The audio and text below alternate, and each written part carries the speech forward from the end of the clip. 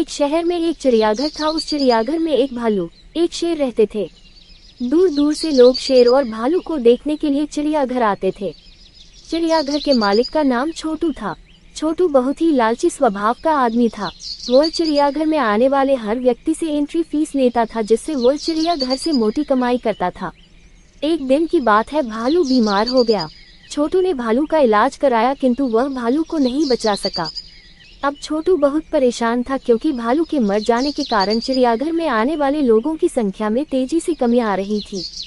छोटू ने सोचा कि अगर ऐसा ही चलता रहा तो एक दिन उसका चिड़ियाघर ही बंद हो जाएगा।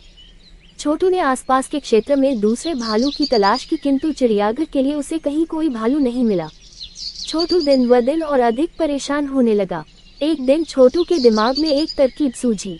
छोटू रमेश नाम के व्यक्ति के पास गया और उससे बोला, रमेश, क्या तुम भालू बनोगे? मैं तुम्हें इसके बदले बहुत सारा पैसा दूंगा।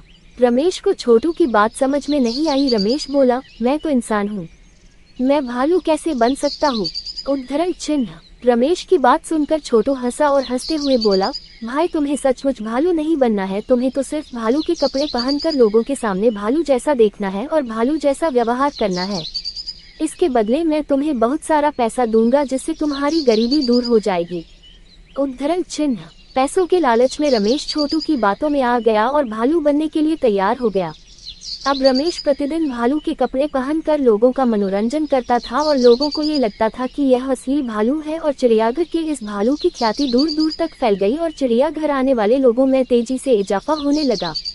इस प्रकार छोटू और रमेश मिलकर मोटी रकम कमाने लगे। एक दिन भालू शेर के पिंजरे के ऊपर खड़ा होकर लोगों का मनोरंजन कर रहा था। तभी पिंजरे की छत टूट गई और भालू शेर के सामने जा गिरा।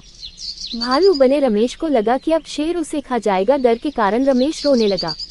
भालू बना रमेश जब रो रहा था तो उसके रोने की आवाज बिल्कुल इंसानों जैसी थी। तभी शेर भालू के पास आया और उसके कान में बोला, रमेश, तुम इस तरह रोगे तो लोगों को समझ में आ जाएगा कि तुम भालू नहीं इंसान हो।